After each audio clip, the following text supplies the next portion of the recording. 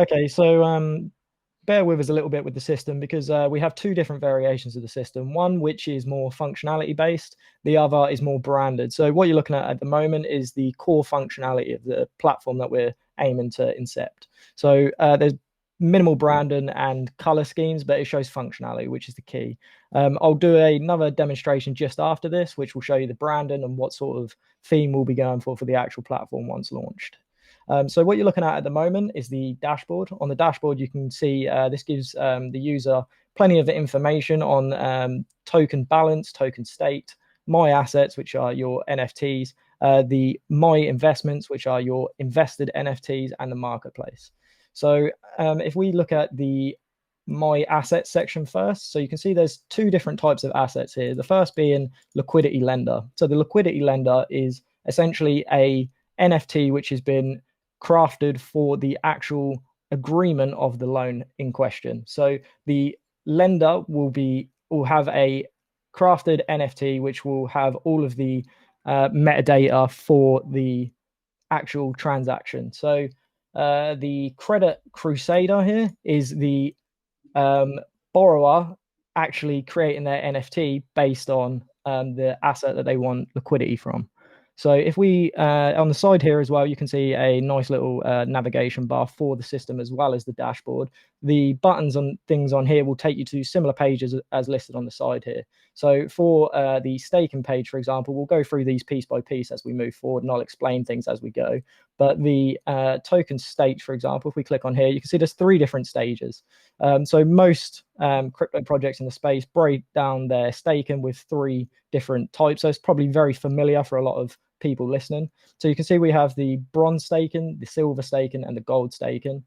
These are broken down into the minimum stake amount, the period it's staked for, the ROI, so your return on investment, and how much you're looking to stake. So once you've typed in this, you'd obviously hit stake now, and then that would drop down into this nice little transaction table down the below for all of your actual staking transactions. So you can see down here, this will list the dates, the amounts, the return, and how long you've actually got left until you're allowed to actually claim the tokens themselves.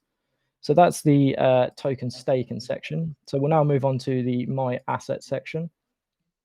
So the my asset section, this will literally have every single asset in your portfolio that's published onto the site. So to begin with, before I dig into what all of this lot means, on the side here, we've got filters.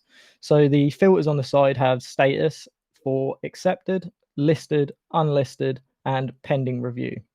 So what these are literally assets that have either been reviewed by our team, which will be the pending review. So obviously, when a asset is listed onto the platform, it goes through evaluations to make sure things are accurate and the ownership is actually the person that's listing the item. All of the fundamentals behind the actual asset itself, that all has to be reviewed. So once listed, that will be put onto the review section. Obviously, listed and unlisted, very self-explanatory. If a item is listed on the platform, it will be published there. If it's taken down from the platform, it will be pushed to unlisted. Accepted means the loan agreement has actually been accepted.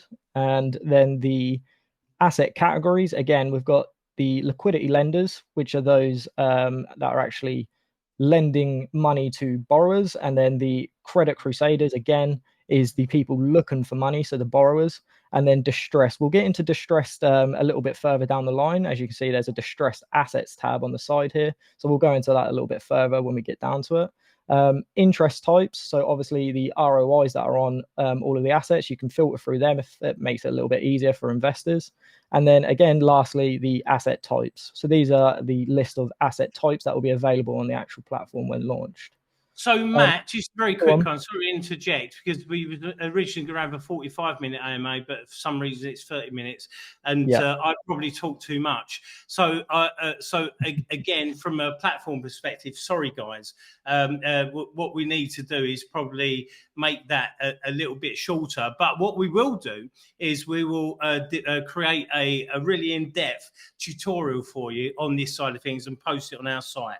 So hopefully that will help you as such. So again, what we want to do is demonstrate, obviously, the platform's in build. There's much more functionality on the back end as well as such, and there's loads of bits to it. So it's really hard to cram that into such a short space. Yeah. So So, you know, totally understand. Just a very quick look at the front end website, if you could, Matt. Yeah. So obviously this is just core fundamentals of the platform. It's not branded or anything. So once the branded front end side gets added, it will look a little bit more like this. So it's a little bit cleaner, easier on the eye, and everything's a little bit more at home for the crypto space. You know, so you can see like loans available. You'll be able to flick through different assets that are currently available on the platform with their valuations. Obviously, got little like buttons here. This is all typical things for the crypto space. Same for top investors. Obviously, you'll have their names. You can follow them, view their profiles. These are set up with the top sellers for investors or the top buyers. Same sort of thing. Distressed assets. Again, we didn't go too deep into it because we haven't got a lot of time, but you'll be able to view all of the distressed assets along here as well. These will be on the homepage of the website rather than the actual login. Once you log in, there'll be a full list and the full marketplace for all of this stuff, similar to the functionality side.